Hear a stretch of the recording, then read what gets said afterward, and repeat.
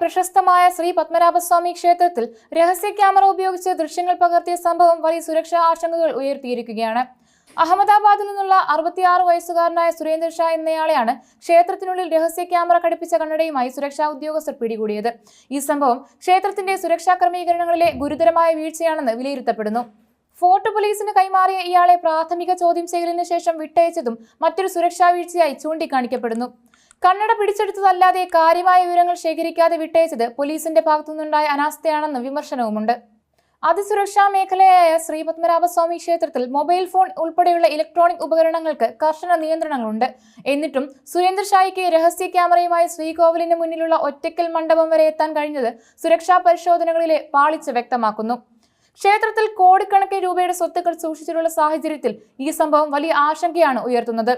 ഇതിനു മുൻപും ക്ഷേത്രത്തിൽ പാത്രങ്ങളും സ്വർണവും മോഷണം പോയ സംഭവങ്ങൾ ഉണ്ടായിട്ടുണ്ട് എന്നത് സുരക്ഷാ കാര്യങ്ങളിലെ അലംഭാവത്തിന് അടിവരയിടുന്നു. സംഭവം നടന്നത് ഞായറാഴ്ച വൈകുന്നേരമാണ്.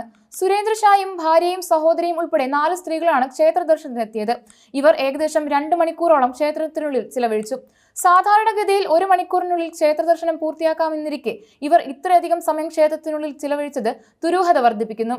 ശ്രീകോവിലിന്റെ മുന്നിലുള്ള ഒറ്റയ്ക്കൽ മണ്ഡപത്തിൽ വെച്ച് സുരേന്ദ്ര ഷാ ധരിച്ചിരുന്ന കണ്ണടയിൽ ലൈറ്റ് മിന്നുന്നത് ശ്രദ്ധയിൽപ്പെട്ട പോലീസ് ഉദ്യോഗസ്ഥനാണ് സംശയം തോന്നിയത്. കണ്ണടയിൽ ക്യാമറയുണ്ടോ എന്ന് ചോദിച്ചപ്പോൾ റെക്കോർഡ് ചെയ്യുകയാണെന്ന് ഇയാൾ സമ്മതിക്കുകയായിരുന്നു. വൈകുന്നേരം 6:30യോടെയാണ് ഇയാളെ പിടികൂടുന്നത്. ഗുജറാത്തിലെ ഒരു വ്യാപാരിയാണ് സുരേന്ദ്ര ഷാ എന്ന് പോലീസ് പറയുന്നു. പോലീസിന്റെ ചോദ്യം ചെയ്യലിൽ കൗതുകം കണ്ടാണ് വീഡിയോ ചിത്രീകരിച്ചതെന്നാണ് സുരേന്ദ്ര ഷാ മൊഴി നൽകിയിരിക്കുന്നത്. കണ്ണടയിൽ മെമ്മറി കാർഡും മൊബൈൽ ഫോണുമായി ബന്ധിപ്പിക്കാനുള്ള സംവിധാനവും ഉണ്ടായിരുന്നു. ക്ഷേത്രത്തിനുള്ളിലേക്ക് പ്രവേശിക്കുന്നതടക്കമുള്ള ദൃശ്യങ്ങൾ ക്യാമറയിൽ നിന്ന് കണ്ടെടുത്തിട്ടുണ്ട്. വിശദമായ പരിശോധനയ്ക്കായി കണ്ണടയും ഫോണും പോലീസ് പിടിച്ചെടുത്തിട്ടുണ്ട്. കൂടുതൽ അന്വേഷണത്തിനായി ഹാജരാകണമെന്ന് സുരേന്ദ്ര ഷായ്ക്കും നിർദ്ദേശം നൽകിയിട്ടുണ്ടെന്ന് ഫോർട്ട് ഇൻസ്പെക്ടർ ശിവകുമാർ അറിയിച്ചു. പ്രാഥമിക അന്വേഷണത്തിൽ മറ്റ് ദുരൂഹതകളൊന്നും തന്നെ കണ്ടെത്താനായിട്ടില്ലെന്നാണ് പോലീസ് പറയുന്നത്. ഫോറൻസിക് പരിശോധനയ്ക്ക് ശേഷമേ കൂടുതൽ വിവരങ്ങൾ ലഭ്യമാകൂ. സുരേന്ദ്ര ഷായും സംഘവും അഹമ്മദാബാദിൽ നിന്ന് 2 ദിവസം മുൻപ് മധുരയിലെത്തി. തുടർന്ന് രാമേശ്വരം സന്ദർശിച്ച ശേഷമാണ് തിരുവനന്തപുരത്തെത്തിയത്.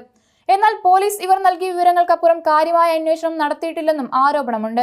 മധുര മീനാക്ഷി ക്ഷേത്രം, രാമേശ്വരം രാമനാഥസ്വാമി ക്ഷേത്രം തുടങ്ങിയവയും അതിസുരക്ഷയുള്ള ക്ഷേത്രങ്ങളാണ്. ഈ ക്ഷേത്രങ്ങളിലും ഇയാൾ രഹസ്യ ക്യാമറ ഉപയോഗിച്ച് ദൃശ്യങ്ങൾ പകർത്തിയിരിക്കാനുള്ള സാധ്യത തള്ളിക്കളയാനാവില്ല. അങ്ങനെ സംഭവിച്ചിട്ടുണ്ടെങ്കിൽ അതും വലിയ സുരക്ഷാ വീഴ്ചയാണ്. ഈ സംഭവങ്ങളെല്ലാം തന്നെ ക്ഷേത്രങ്ങളുടെ സുരക്ഷാ സംവിധാനങ്ങൾ ശക്തിപ്പെടുത്തേണ്ടതിന്റെ അടിയന്തര ആവശ്യകതയിലേക്കാണ് വിരൽ ചൂണ്ടുന്നത്. ആധുനിക സുരക്ഷാ ഉപകരണങ്ങൾ വാങ്ങുന്നതിനും പോലീസ് ഉദ്യോഗസ്ഥരുടെ ഒഴിവുകൾ നികത്തുന്നതിനും സർക്കാർ നടപടിയെടുക്കണമെന്ന ആവശ്യം ശക്തമായിരിക്കുകയാണ്.